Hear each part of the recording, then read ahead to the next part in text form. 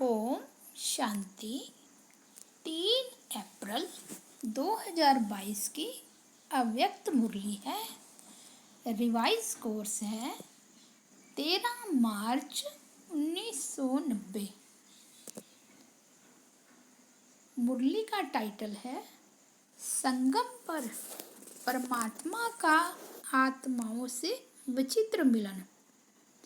आज अनेक बार मिलने वाले सिके लदे बच्चे फिर से आकर मिले हैं।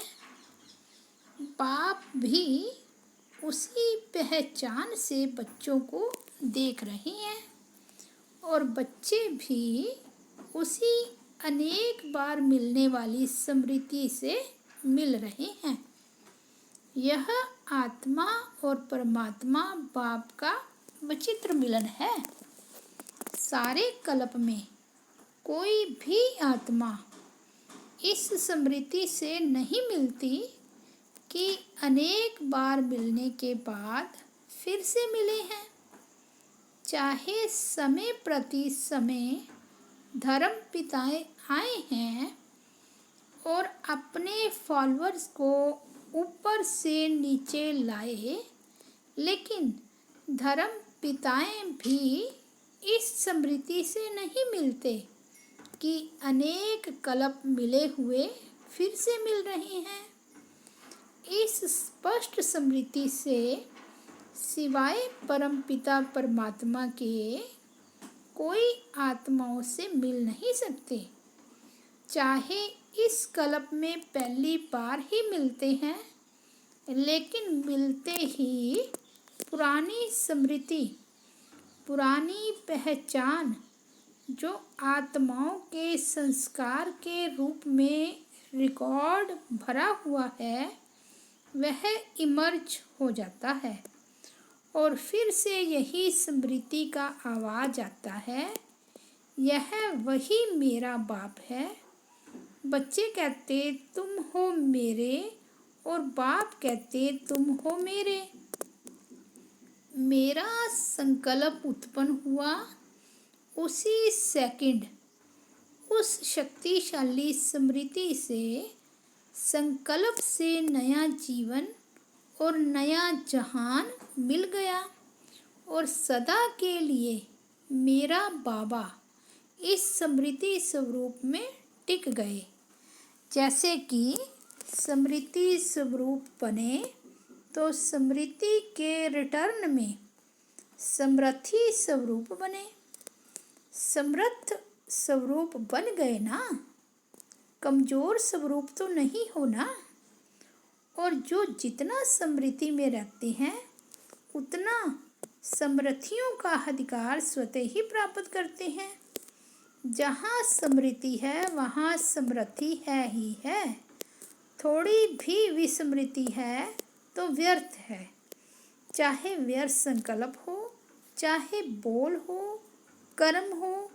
इसलिए बाप दादा सभी बच्चों को इसी दृष्टि से देखते हैं कि हर एक बच्चा स्मृति स्वरूप सो समृद्ध है।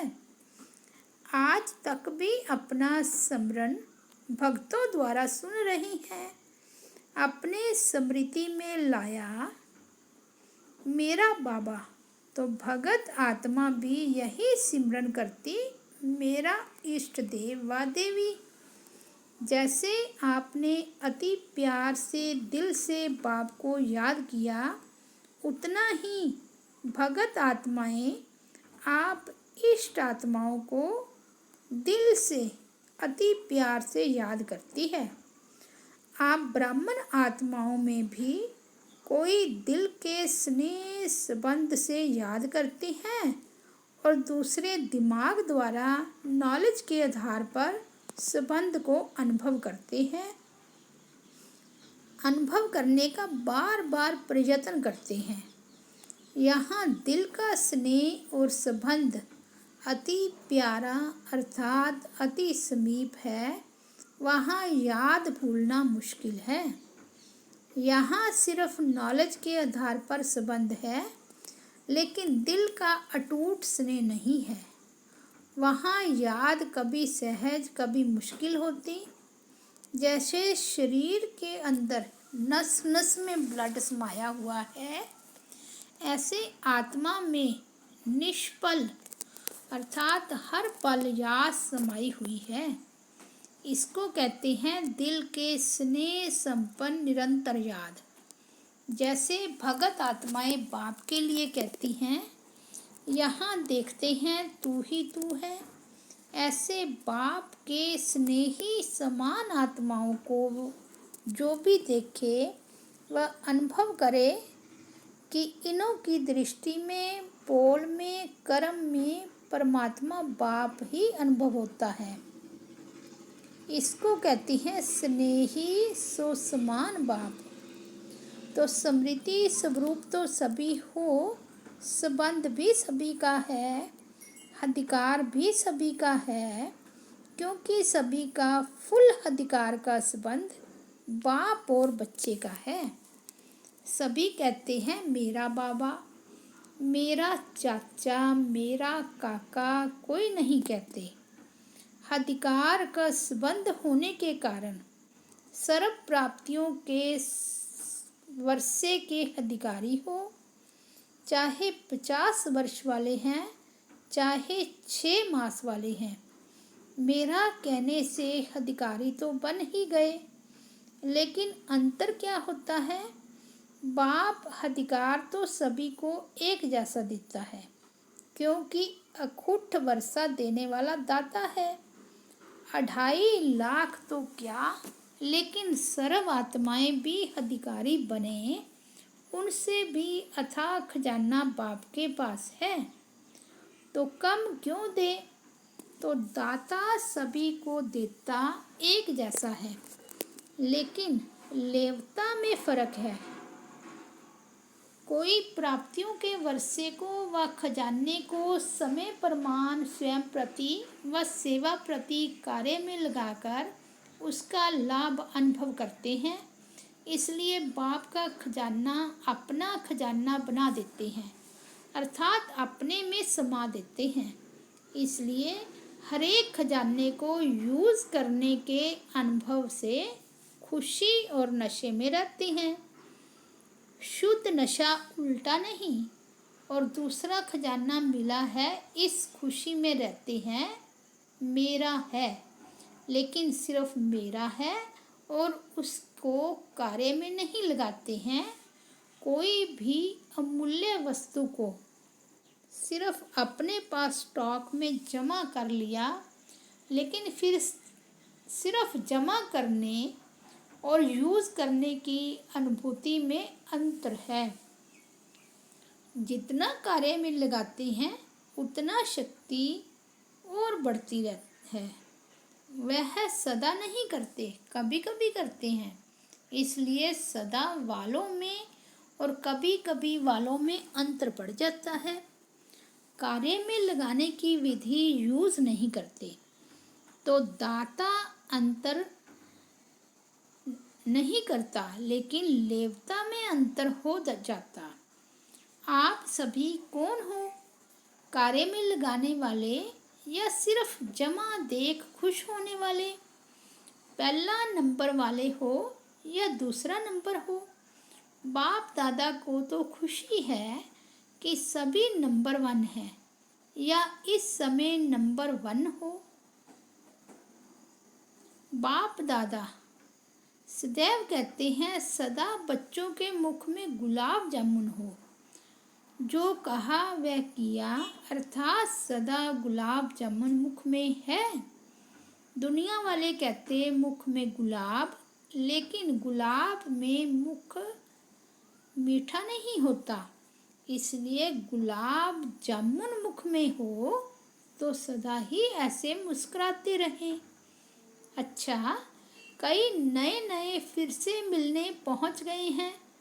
जो भी इस क्लब में फिर से मिलन मना रहे हैं, उन बच्चों के लिए विशेष बाप दादा स्नेह का वरदान देते हैं कि सदा अपने मस्तक पर बाप का हाथ अनुभव करते चलो। जिसके सिर पर बाप का हाथ है वह सदा इस वरदान के अनुभव से सब बातों में सेफ है। यह वरदान का हाथ हर बात में आपकी सेफ्टी का साधन है। सबसे बड़े से बड़ी सिक्योरिटी यही है। बाप दादा सभी टीचर्स की निमित्त बनने की हिम्मत देख खुश है। हिम्मत रख निमित्त तो बन ही जाते हो ना। टीचर निमित्त बनना अर्थात बेहद की स्टेज पर हीरो पार्ट बजाना।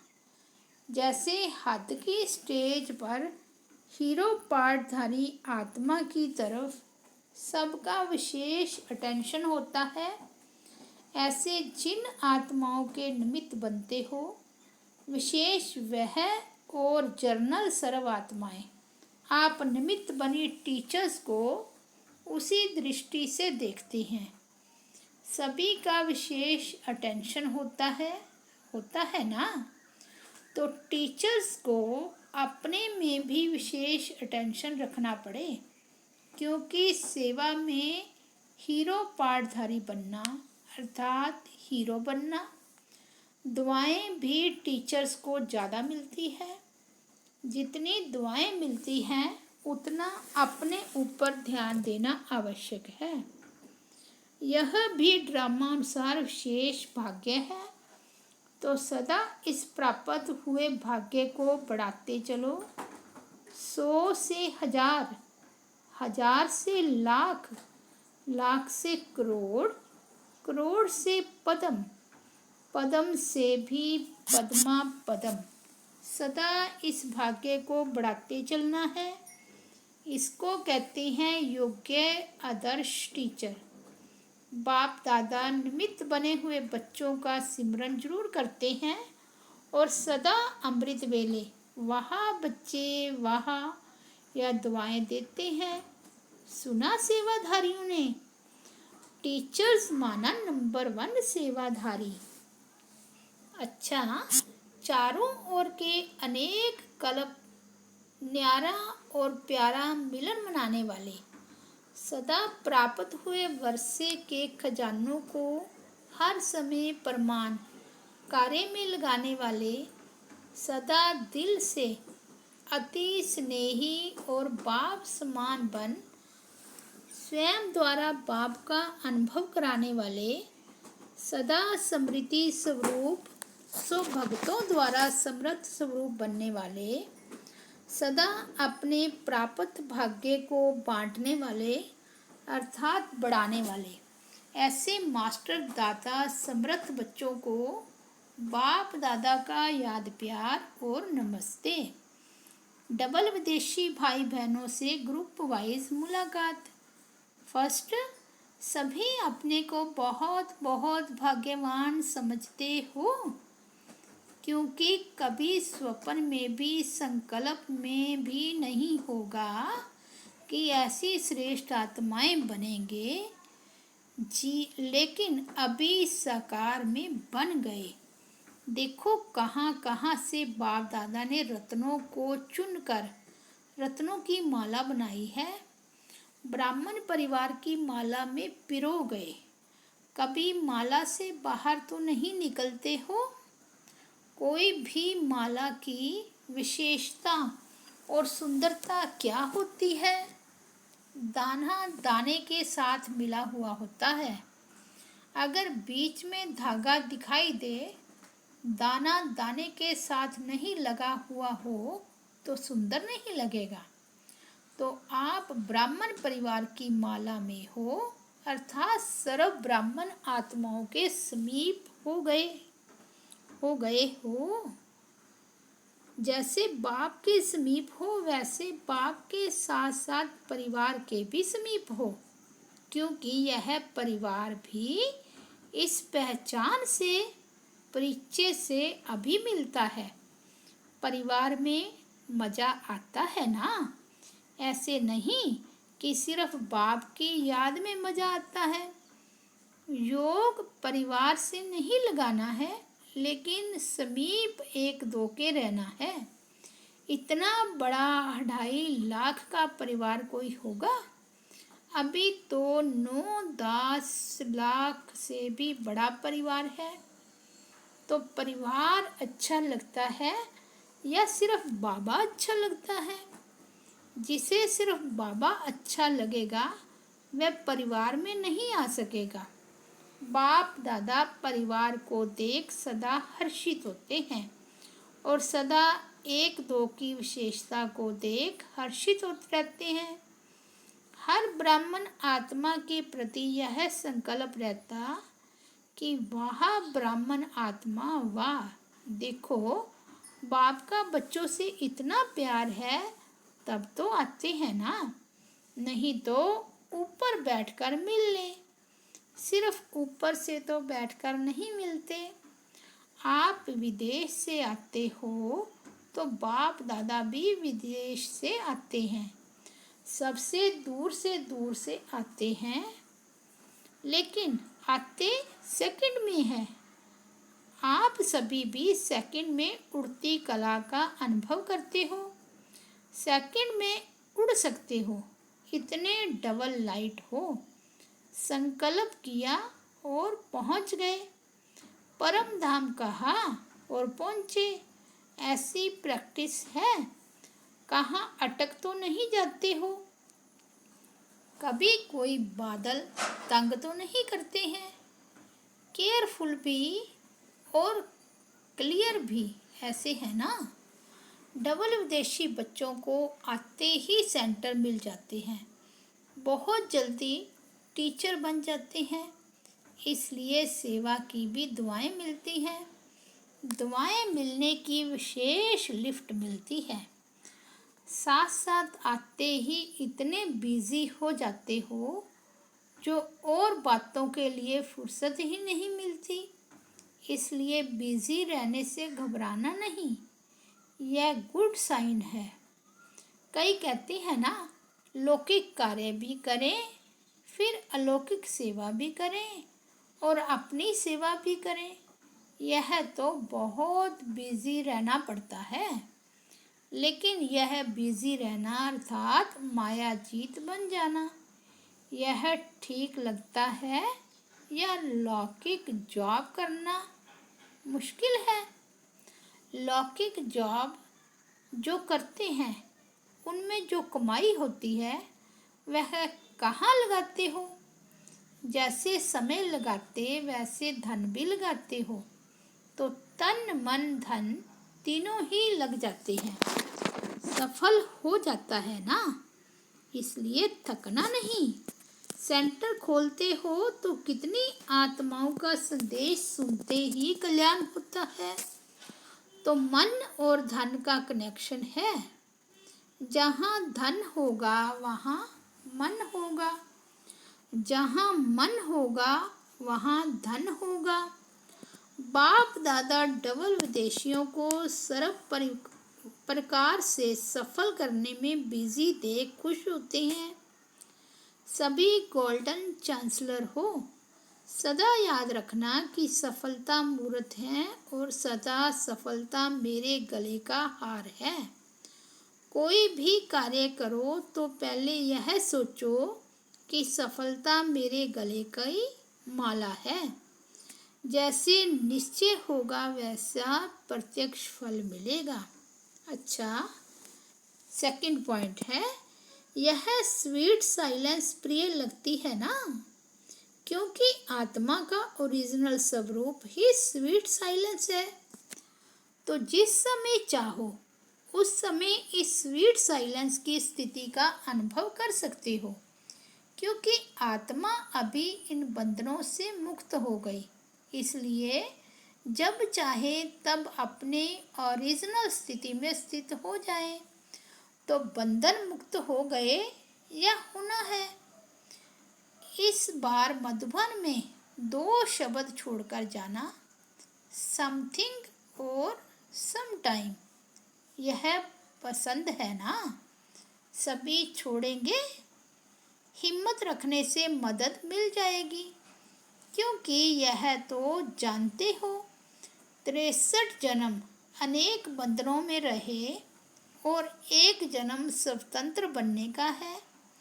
इसका ही फल अनेक जन्म जीवन मुक्ति प्राप्त करेंगे। तो फाउंडेशन यहाँ डालना है।